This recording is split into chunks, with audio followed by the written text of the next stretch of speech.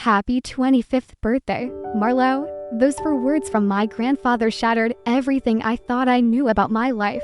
Because what came next wasn't a gift card or a watch. It was a $3 million trust fund I never knew existed, and the truth about why my parents kept me broke, desperate, and begging for scraps my entire adult life. Introduction.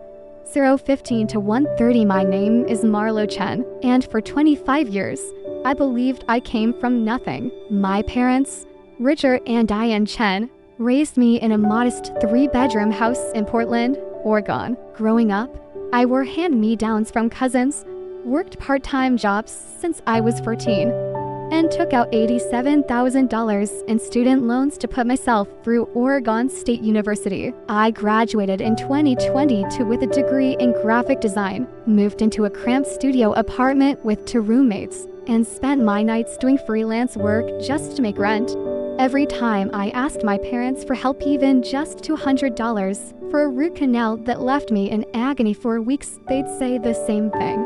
Money doesn't grow on trees, Marlo. We're not rich. You need to learn responsibility. I believed them. I respected them for teaching me the value of hard work. I actually felt guilty for asking.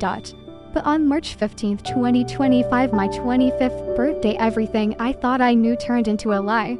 The birthday dinner 1:30 to 4 o'clock. My parents insisted on taking me out to dinner. Nothing fancy, just an Olive Garden off Highway 26. My grandfather, Walter Chen, who I rarely saw because he and my dad had some unresolved issues, shocked everyone by showing up unannounced. Grandpa Walter was 79 years old, a retired aerospace engineer who'd worked for Boeing for 40 years. He walked with a cane, had thick white hair, and always smelled like Old Spice and peppermint. He'd always been kind to me during the rare family gatherings, slipping me $20 bills and asking about my dreams. But my parents always cut our conversations short. That night, he sat down at our table without being invited. My mother's face went pale. My father's jaw clenched so tight I could hear his teeth grinding. "Walter, this is a private family dinner," my dad said coldly. "I am family, Richard," Grandpa Walter replied. "And Marlo deserves to know the truth, especially today." My stomach twisted. "Know what truth?"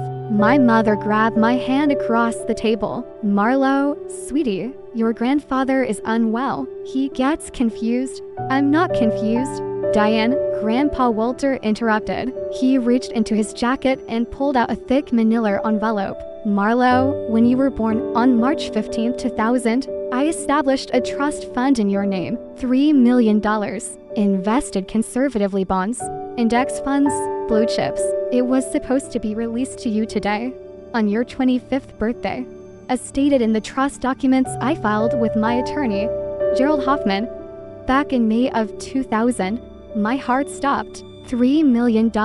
That was impossible. Dad, stop this," my father hissed. "You're embarrassing yourself." But Grandpa Walter wasn't stopping. He slid the envelope across the table to me. "Open it." With shaking hands, I did. Inside were bank statements, legal documents, and letters all bearing my name. Account balances showing $3,247,883.19 as of March 1, 2025. Trust documents signed by Walter Chen as grantor and Richard Chen as trustee. My father, the trustee, the person who controlled my money. "You've had access to this the whole time?" I whispered, looking at my dad. His face was red. "Marlo, it's complicated." "It's not complicated," Grandpa Walter said firmly. "I made Richard the trustee because I trusted him to protect it until you were old enough. But when I requested the trust statements last month from Gerald, something I do every few years, I discovered that Richard and Diane have been taking administrative fees and management expenses from your trust for the past 15 years, nearly $400,000 total. The unraveling to 4 o'clock to 8:30, the restaurant seemed to tilt. Other diners were starting to stare. But I didn't care. "You stole from me?" My voice cracked. "We didn't steal," my mother said quickly. "We were managing the fund. We had expenses. What expenses? I demanded. You told me we were barely getting by. You made me take out loans. You let me work 3 jobs in college. I ate ramen for dinner 6 nights a week. I couldn't afford health insurance until last year. We were protecting you from becoming spoiled. My father said, his voice low and defensive. Kids who grow up with money become entitled. Lazy, we wanted you to have character. I stared at him in disbelief. So you let me suffer. You watched me cry over bills I couldn't pay, over credit card debt, over choosing between groceries and gas money, and the whole time I had $3 million sitting in an account with your name on it. You wouldn't understand, my mother said, tears in her eyes. We did what we thought was best. You did what was best for you, Grandpa Walter said sharply. I've seen the withdrawal records. That trip to Maui last summer, funded by Marlowe's Trust. Your new Lexus, Diane, Marlowe's Trust. The kitchen renovation, Marlowe's Trust. My mother looked away. My father stood up abruptly. We're leaving, Marlowe, let's go. I'm not going anywhere with you, I said quietly. And I meant it. The investigation 8:30 to 12 o'clock the next morning, March 16, 2025. I went straight to Gerald Hoffman's law office in downtown Portland. He was a distinguished man in his late 60s, with kind eyes and a no-nonsense demeanor. He confirmed everything Grandpa Walter had said and worse. Your parents have been systematically draining this trust since you turned 10, Gerald explained, spreading documents across his desk. They started small, a few thousand here and there for educational expenses that were never documented. Then it escalated. Luxury vacations, car payments, home improvements, even a timeshare in Arizona. My hands were shaking so badly I could barely hold the papers. How much is left after the withdrawals and standard growth? $2.87 million, Gerald said. But Marlowe, what they did is illegal. Trustees have a fiduciary duty. They breached that duty. You can sue for the money they took, plus damages. I felt numb. They're my parents. They're also thieves, Gerald said gently. I've been your grandfather's attorney for 35 years. He's a good man. He trusted his son, and that trust was violated. The question is, what do you want to do? I took a shaky breath. I want what's mine. All of it, Gerald nodded. Then let's get to work. The confrontation 12 o'clock to 16:30 over the next 2 weeks. I avoided my parents' calls. 47 missed calls. 63 text messages ranging from we need to talk to how dare you betray us like this to we did everything for you. You ungrateful brat. I save every single message. On April 2, 2025, Gerald filed a civil lawsuit against Richard and Diane Chen for breach of fiduciary duty, fraud, and conversion of trust assets. We demanded the return of $384,627 plus interest, legal fees, and punitive damages.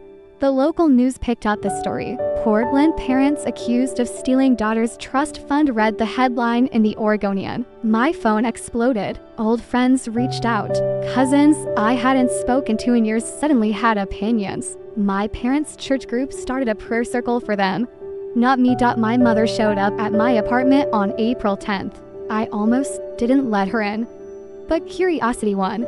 She looked terrible, hair unwashed, eyes swollen from crying. Marlowe, please, you're destroying our lives. I'm destroying your lives, I said incredulously. You stole from me for 15 years. We were going to tell you, she sobbed, when the time was right. We wanted to make sure you were mature enough to handle it. I'm 25 years old. I have a career. I pay my own bills I wouldn't have if you'd just been honest. Your father made mistakes, she admitted, but suing us, taking us to court, we could lose everything. Our house, our savings. People at church won't even look at us anymore. Something inside me snapped. Good, maybe you'll finally understand what it feels like to struggle, to choose between paying rent and eating, to lie awake at night wondering how you'll survive. She stared at me like I'd slapped her. You've become cruel. No, Mom. I've become honest, and I learned it from the best by watching what not to do. She left without another word. The discovery of more LIS 16:30 to 21 o'clock. As Gerald dug deeper into the trust documents and my parents' financial records, which we subpoenaed through the lawsuit, we discovered even more disturbing truths. My grandfather hadn't just set up one trust, he'd set up two. The first was the $3 million fund meant for my 25th birthday. The second was a smaller education trust of $250,000 specifically designated for my college expenses. It was supposed to cover tuition, books, housing, everything. I should never have needed student loans. My parents had drained the entire education trust by 2019 and never told me it existed. Every loan I took out. Every night I worked until 2 a.m. at a campus coffee shop. Every time I skipped meals to save money. It was all unnecessary. They used that money to pay off their own debts. Gerald told me, his voice tight with anger. Credit cards, a second mortgage they took out in 2015. Your education fund became their personal piggy bank. I sat in his office and cried. Not sad tears, angry tears. Betrayed tears. I want them to pay for all of it, I said. Every penny. Gerald nodded. We'll make sure they do. We amended the lawsuit to include the education trust. The new amount, $634,627 plus interest, attorney fees, and punitive damages. We were asking for over $900,000 total. Family fallout 21 o'clock to 25 minutes. In 0 seconds, my extended family fractured like shattered glass. My Aunt Caroline, my dad's sister, called me a vindictive little bitch on Facebook and said I was dragging the family name through the mud. She blocked me when I commented with screenshots of the trust documents. My Uncle Thomas, my mom's brother, surprisingly took my side. I always knew Diane was shady with money. He told me over coffee in late April. She borrowed $10,000 from me in 2018 and never paid it back. Said it was for medical bills. Now I'm wondering what she really spent it on. Cousins picked sides. Childhood friends stopped responding to texts. My parents' neighbors started a whisper campaign. But I didn't care. I had the truth on my side. The only person who stood by me unconditionally was Grandpa Walter. I'm proud of you, Marlo, he told me during one of our weekly dinners. It takes courage to stand up to family, especially when they've spent your whole life making you feel like you owe them something. Do you think I'm being too harsh? I asked him. He shook his head firmly. I think you're being fair. I gave that money to you, not them. They had no right to touch it. And the fact that they let you suffer while they lived comfortably off your inheritance. He paused, his eyes hardening. That's not parenting, Marlo. That's theft, and it's unforgivable. The truth about WHY 25 minutes and 0 seconds to 29 minutes and 0 seconds in May 2025. During the discovery phase of the lawsuit, something interesting happened. My father's attorney tried to argue that the withdrawals were reasonable administrative expenses and that my parents had provided for me in other ways. Gerald shredded the argument in depositions. But what really broke the case open was a series of emails we obtained between my parents and a financial advisor named Preston Hayes. The emails, dated from 2014 to 2024, painted a damning picture. In one email from July 2016, my mother wrote, Preston, we need another $15,000 from Marlo's account. Richard's business is struggling, and we're 3 months behind on the mortgage. Can you process it as trust administration fees? Preston's response, Diane, I strongly advise against this. The trust is for Marlo's benefit, not yours. If this is ever audited, you could face serious legal consequences. My mother's reply, she'll never know. By the time she's 25, there will still be plenty left. Just do it. There were dozens of emails like this, each one more brazen than the last. In March 2021, my father wrote, we need $40,000 for a down payment on the Lexus. Marlo just graduated college. She's self-sufficient now. She doesn't need this money as much as we do. I felt sick reading them. These weren't mistakes. This was premeditated theft. The settlement offer 29 minutes and 0 seconds to 32 minutes and 0 seconds on June 18, 2025. My parents' attorney reached out with a settlement offer. They would return $300,000 to the trust, admit to mismanagement, and agree to a structured payment plan for the rest. In exchange, I would drop the lawsuit and sign an NDA preventing me from talking about the case publicly. Gerald and I met to discuss it. It's a lowball offer, he said. We have them dead to rights. We'll win in court and get significantly more. But it would be over faster, I said. It would, Gerald agreed. But Marlo, this isn't just about money anymore, is it? It's about accountability. If you settle now, they'll tell everyone they made a mistake and worked it out. They'll play the victim. They'll never truly admit what they did. He was right. I wanted more than money. I wanted justice. No settlement, I said firmly. We go to trial, Gerald smiled. That's my girl. The trial 32 minutes and 0 seconds to 37 minutes and 30 seconds. The trial began on August 4, 2025 in Multnomah County Circuit Court. It lasted for days. My parents showed up in their Sunday best, playing the role of wounded, misunderstood parents. My mother cried on the stand, talking about how hard it was to raise a child and how they did their best. But Gerald was relentless. He presented the emails, the bank statements, the receipts for luxury purchases, the timeline of withdrawals perfectly matching my most desperate financial struggles. Mrs. Chen, Gerald said during cross-examination, in September 2021, your daughter came to you asking for help with a $1,200 medical bill after a car accident. You told her you couldn't afford to help. Is that correct? Yes, my mother whispered. And yet, 1 week earlier, you withdrew $8,000 from her trust fund to pay for a cruise to Alaska. Is that also correct? My mother's attorney objected, but the judge overruled it. Yes, she admitted, tears streaming down her face. The courtroom was silent. Gerald also called me to the stand. I told my story, the ramen noodle dinners, the nights I worked myself to exhaustion, the panic attacks over money, the shame I felt asking for help, believing I was a burden.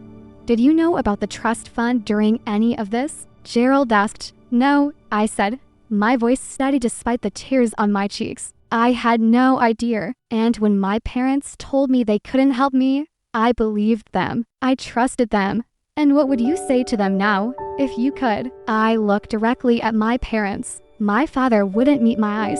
My mother sobbed into a tissue. I'd say I deserved better. I said quietly, I deserved honesty. I deserved parents who put me first. And I deserved the future my grandfather tried to give me.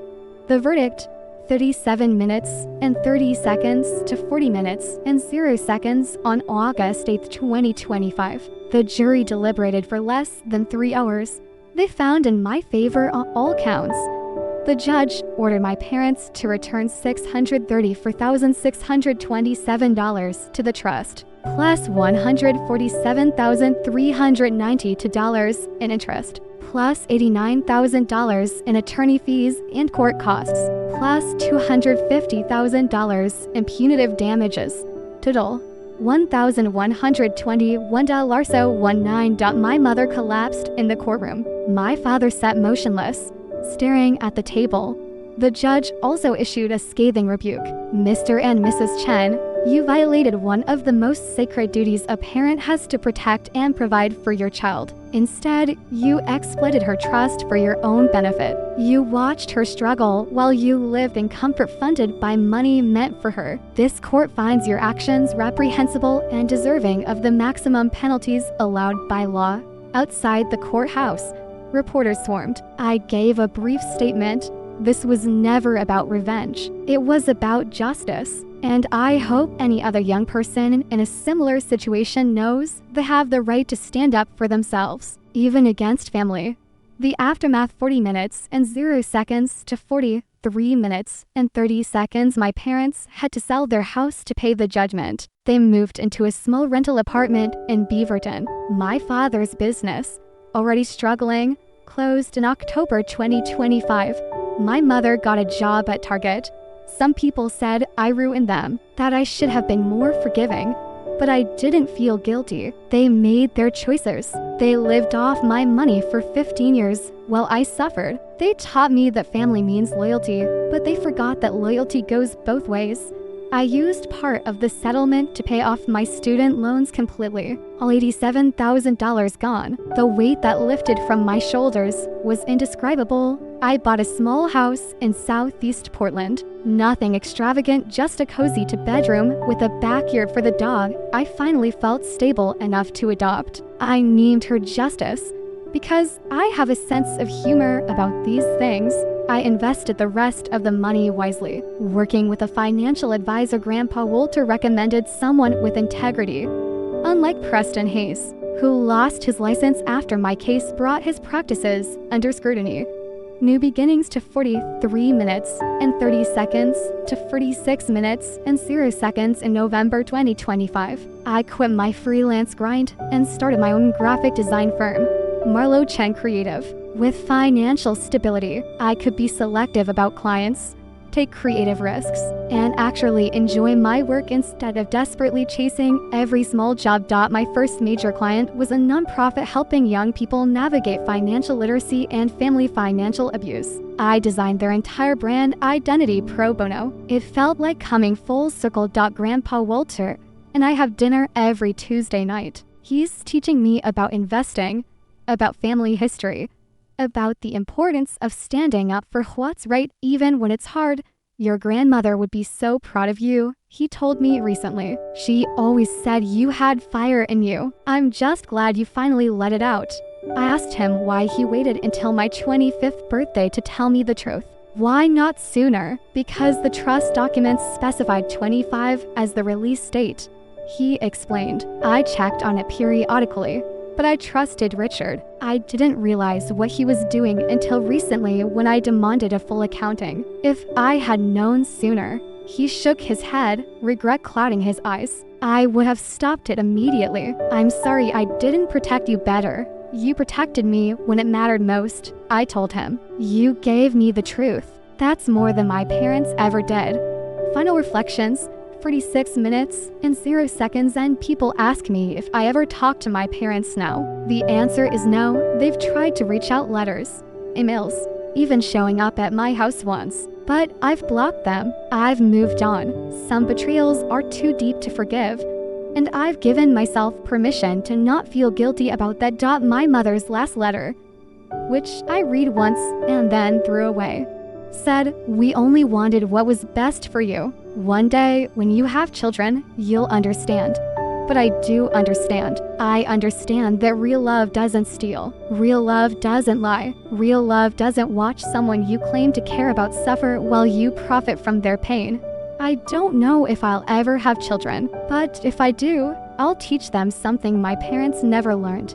Integrity, and about what you do when people are watching. It's about what you do when no one would ever know. My parents thought they'd get away with it. They thought I'd never find out. They thought my trust in both senses of the word was something they could exploit forever. They were wrong. Today, March 15th, 2026, I'm turning 26. I celebrated with Grandpa Walter, a few close friends, and Justice the dog. No fancy dinner, no drama, just peace. And for the first time in my life, I'm not worried about money. I'm not drowning in debt. I'm not wondering how I'll survive. I'm finally free. My name is Marlo Chen, and this is my story. If you're going through something similar, if someone in your family is financially exploiting you, if you feel trapped, if you think you have no options, please know that you do. Document everything. Seek legal help. And remember, you are not responsible for protecting people who chose not to protect you.